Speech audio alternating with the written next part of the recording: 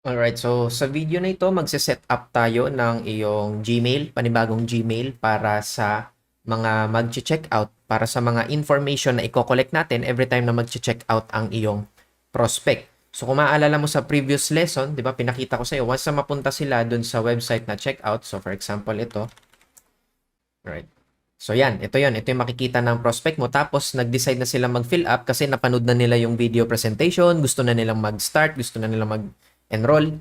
So mag-fill up sila ng information. Then pag nag-click sila sa proceed to payment, saan mo makikita yung information na yon? Doon sa yung Gmail na i-connect sa website. So for example, sa akin, every time na may mag-check out sa aking website, dito sila napupunta sa Gmail na ito. So dito ko nakikita yung information nila. So for example, ito, nakikita ko yung mga information nila, tapos nandun yung mga contact numbers nila. Ito yung pinaka-importante, yung mga contact numbers nila and yung email.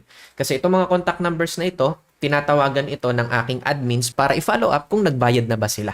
So ito yung way namin para ma-follow up yung mga highly interested prospect na. So mataas yung quality ng mga prospect na ito kasi interesado na sila eh. Pero hindi sa lahat ng oras, pagkatapos nila na mag-fill up ng checkout form, nagbabayad na sila agad. Hindi sa lahat ng oras ganun yung nangyayari. Kaya, kailangan natin tong information na ito para ma-follow up sila through call. Okay? Call talaga. So, yun yung purpose nitong Gmail na ito. So, ngayon, gagawa tayo ng simple Gmail lang para kay Coach Mark. So, yan. Mag-register ka lang. So, ilagay ko na lang rin yung button sa ilalim ng video para sa pag-register mo. Mark J. Reyes, tapos Mark Reyes Payins.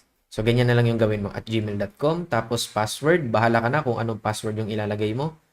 So, for the sake ng example na ito, ay gagawa muna ako ng default na password. Alright, so yan. Kapag nakapag-create ka na ng password mo, make sure i-connect mo yung tamang contact number and then make sure makapag-register ka ng bago. So, since hindi ko alam yung contact number ni Coach Mark, assume na lang natin na nakapag-register na lang siya ng kanyang contact number. So, ngayon, ang next natin na gagawin, once na nakapag-register ka na ng iyong email, bumalik ka lang sa iyong website.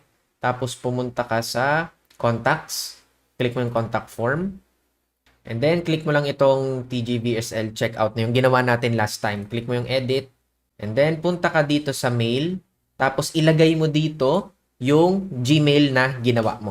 Okay? Para once na nag-checkout na yung prospect, automatically, magsisend yung email nila dito sa Gmail na ginawa mo. So, ito yung naka-default pa sa ngayon. Make sure palitan mo yan ha. Kasi sa akin mapupunta yung mga mag-check out sa website mo. Very important ito. So, once na na-set up mo na, okay, nailagay mo na yung tamang Gmail na account, ang next na gagawin mo is i-check mo kung gumagana ba siya. So, ang gagawin mo lang, mag-open ka lang ng yung incognito.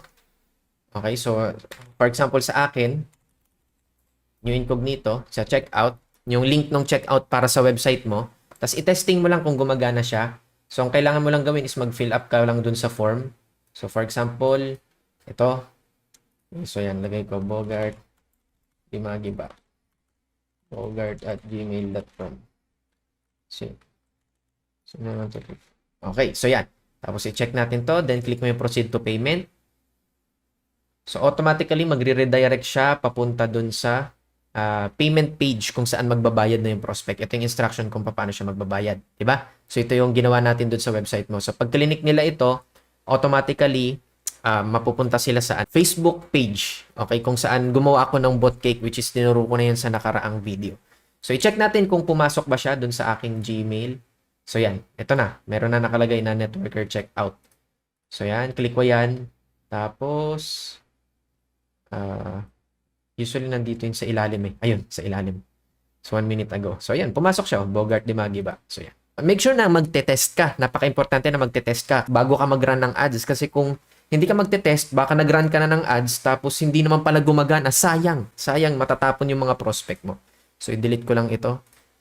Okay, para hindi malito yung mga admins ko. So, ganun lang naman kasimple yung pag-create. Okay na to. Okay na to mga nandito. Ito, ipapalitan mo lang ng website mo. Okay, from, gagawin mo lang yung website mo. Ididikit mo lang dito sa @.com na yan. So, tinuro ko na to last time. Tapos, itong Gmail, ulitin ko, very important na ito ay yung tamang Gmail account mo. Okay? So, yun lang.